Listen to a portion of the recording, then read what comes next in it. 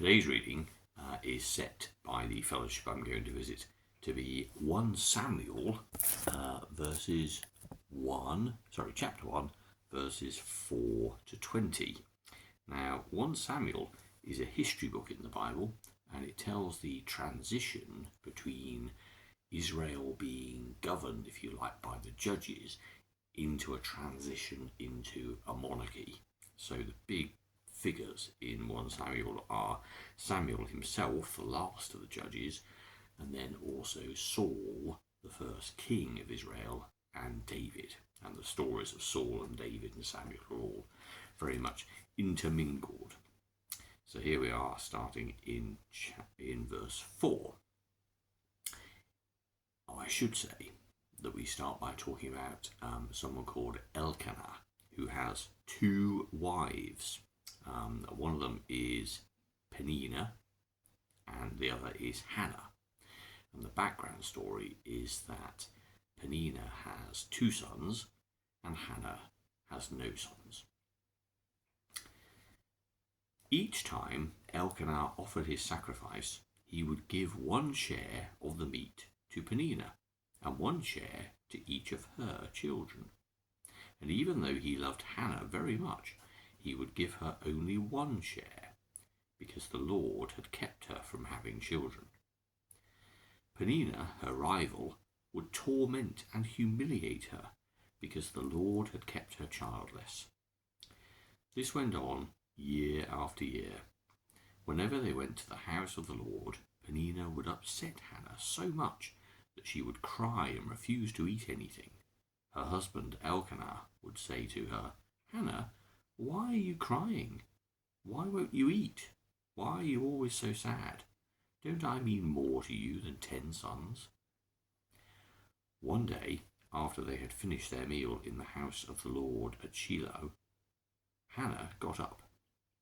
She was deeply distressed, and she cried bitterly as she prayed to the Lord. Meanwhile, Eli the priest was sitting in his place by the door. Hannah made a solemn promise. "Almighty Lord, look at me, your servant. See my trouble and remember me. Don't forget me. If you give me a son, I promise that I will dedicate him to you for his whole life, and that he will never have his hair cut." Hannah continued to pray to the Lord for a long time, and Eli watched her lips. She was praying silently. Her lips were moving, but she made no sound. So Eli thought that she was drunk, and said to her, "Stop making a drunken show of yourself. Stop your drinking and sober up." "No, I'm not drunk, sir," she answered. "I haven't been drinking. I am desperate. I have been praying, pouring out my troubles to the Lord. Don't think I am a worthless woman. I have been praying like this because I am so miserable." "Go in peace," Eli said, "and may the God of Israel give you what you have asked him for." "May you always think kindly of me," she replied. Then she went away and ate some food, and was no longer sad. The next morning, Elkanah and his family got up early, and after worshipping the Lord, they went back home to Ramah. Elkanah had intercourse with his wife Hannah, and the Lord answered her prayer. So it was that she became pregnant and gave birth to a son. She named him Samuel and explained, "I asked the Lord for him." Obviously, the context of the characters in this piece of history is very different from our own. I am not a Jew, and our attitude to marriage and to the equality of men and women is very different from what is being spelled out here. So, stepping slightly over all of that, we hear a very human story. I mean, it's vaguely frustrating, isn't it, to hear how Elkanah sat there and let Peninnah actually make fun of Hannah for what was going on. But we, again, step over that slightly. What's interesting, of course, here in all situations is the interaction of a unique and loved human being with the God who made all things.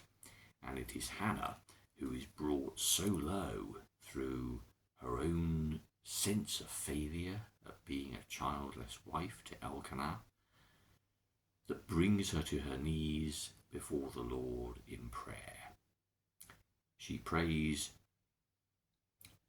that the Lord will not forget her, that the Lord will see her distress, that the Lord will take pity on her. And at the end of her praying, of course, she finds peace. Eli blesses her, and she goes away, and we're told she is no longer sad. And that's really important in the sense of being brought so low before God, and then in God's presence, getting that assurance and that peace, somehow being able to share everything with God, made it for Hannah a better experience, a bearable experience. We don't know what she felt afterwards, but we are told that she wasn't sad. And this is a model which I find chimes immediately with current experience, because whenever we are brought so very low that our adult artifice, the maturity with which we clothe ourselves, the worldly wiseness that we believe we have, when all that is put aside because of tremendous difficulty or distress, and we turn to the Lord as the little children that we are, and we say to God, I just don't know where to go. I just don't know. I'm no longer able in my own strength to cope with what's going on here. Please help.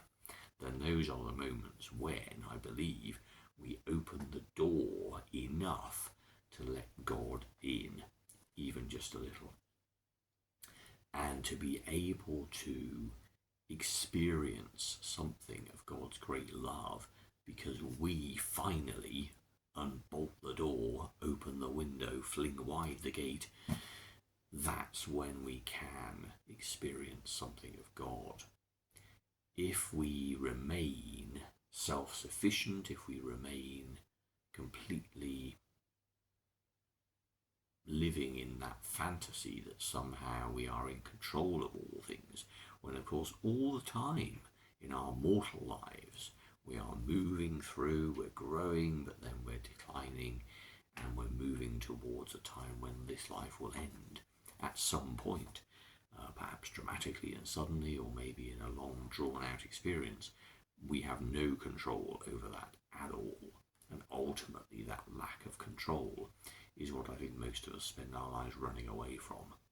And we want to believe that we have control, that we are able to function independently, that we needn't worry about things like mortality.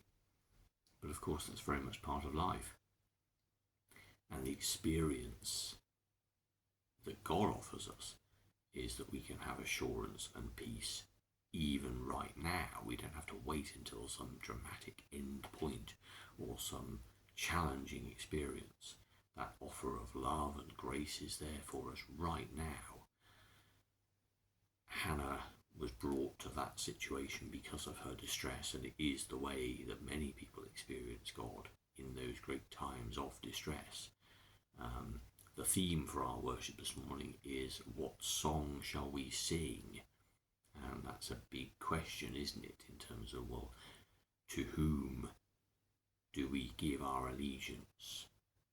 How will we treat others in our lives? How will we live our lives? What priority will we give to things? And priority being our time and our energy and all the things that God has entrusted into our care. How will we use this life? What song shall we sing? And our prayer for ourselves and for everybody else is that we don't wait until we have times of great distress to call out to the Lord, that in fact we see in the person of Jesus a God who is approachable, a God who loves us, a God who is there for us, and so we should be talking to God all the time, relying on God's strength and learning from the example of Jesus how to be with other people, the song we should sing is the same unconditional love that we ourselves have been shown. And let's pray that we don't wait for some dramatic event to force us to understand that beauty and that truth. Let's enjoy that good news much sooner in life, starting right now and continuing for an eternity in God's strong, loving arms.